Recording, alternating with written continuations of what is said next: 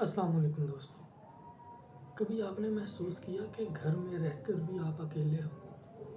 Parents सामने हैं, लेकिन उनकी नज़र, उनका टाइम, उनकी तवज्जो किसी और के पास है।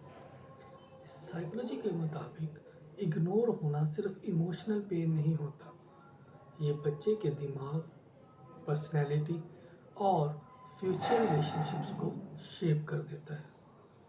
आज की इस वीडियो में हम समझेंगे पेरेंट्स जब किसी बच्चे को इग्नोर करना शुरू कर देते हैं तो उस बच्चे के दिमाग में क्या चल रहा होता है और ये इग्नोर होना उसकी ज़िंदगी पर कैसे गहरा असर छोड़ता है। पेरेंट्स इग्नोर क्यों करते हैं? सबसे पहले तो हम ये डिस्कस करते हैं। सबसे पहले ये समझना ज़रूरी है कि पेरेंट्स हमेशा जानबूझकर इग्नोर नहीं करते।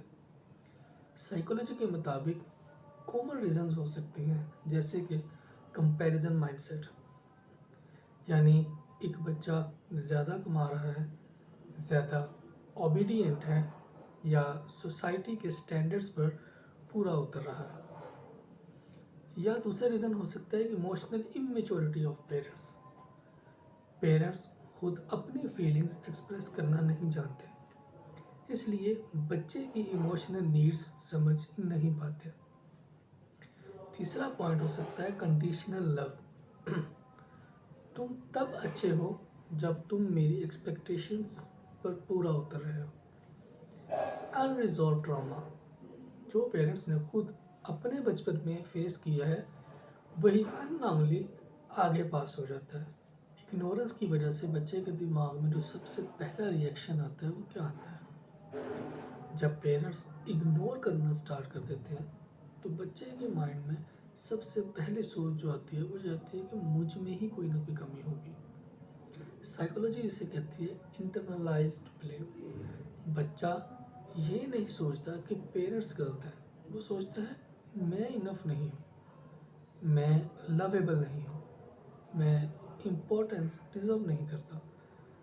यहीं से सेल्फ वर्थ टूटना शुरू होती है। इमोशनल नेग्लिजेंसी और उसका बच्चे के माइंड पर इफेक्ट, इसे साइकोलॉजी में इमोशनल नेग्लिजेंस कहा जाता है। इसका मतलब है कि आपको खाना, कपड़े, स्कूल सब मिल रहा है, लेकिन इमोशनल प्रेजेंस नहीं है। इसका इफ़ेक्ट क्या होगा? पहले नंबर पे एक तो इमोशनल नंबनेस, यानी बच्चा धीरे धीरे फील करना बंद कर देता है, क्योंकि उसे लगता है कि फील करके भी क्या फ़ायदा। दूसरा पॉइंट, सप्रेस्ड इमोशंस, वो अपना गुस्सा, दुख, फियर सब अंदर दबा लेता है, जो बाद में एंजाइटी, डिप्रेशन और पैनिक अटैक्स की फॉर्म में निकलता है। तीसरा पॉइंट, क्राई फॉर अटेंशन, कुछ बच्चे ज़्यादा शरारती हो जाते हैं या बिल्कुल खामोश हो जाते हैं। दोनों का मतलब होता है प्लीज़ मुझे नोटिस करें। अटैचमेंट स्टाइल डैमेज, साइकोलॉजी के मुताबिक पेरेंट्स के साथ रिलेशन से ही बच्चे का अटैचमेंट स्टाइल बनता है।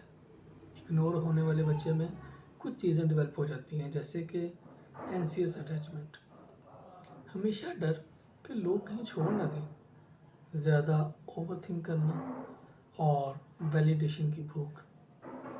दूसरा, अवॉइडेंट अटैचमेंट, किसी पर डिपेंड नहीं करना, इमोशंस शेयर नहीं करना और मुझे किसी की ज़रूरत नहीं, इस तरह की सोच रखना।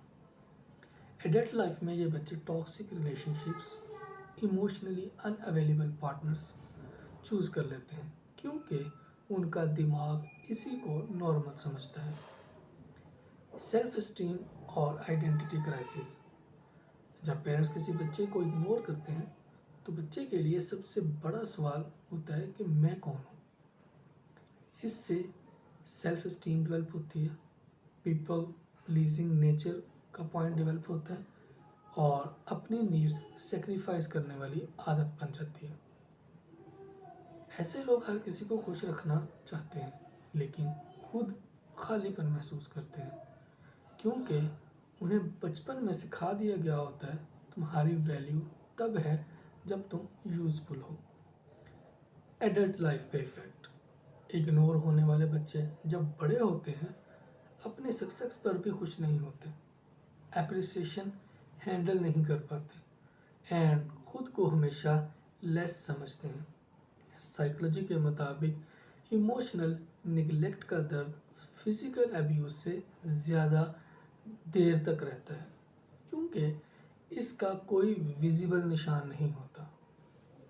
अब हम बात करते हैं कि क्या इसकी हीलिंग पॉसिबल है। सबसे ज़रूरी बात, ये आपकी गलती नहीं थी। हीलिंग का पहला स्टेप अपने एक्सपीरियंस को वैलिडेट करना या ये समझना कि इग्नोर होना एब्यूज़ की एक फॉर्म है। हेल्पफुल स्टेप्स क्या हैं? Journaling, inner child healing, boundaries बनाना, थेरेपी अगर पॉसिबल हो, और सबसे इम्पोर्टेंट, आप वो पेरेंट बन सकते हैं जो आपको कभी नहीं मिला। अगर आप इस वीडियो में अपना रिफ्लेक्शन देख रहे हो तो याद रखिए, आप ब्रोकन नहीं हो, आप वीक नहीं हो, आप बस इमोशनली अनसीन रहे हो। और जो चीज़ बचपन में नहीं मिली वो सेल्फ अवेयरनेस के साथ एडल्ट लाइफ में बिल्ड की जा सकती है।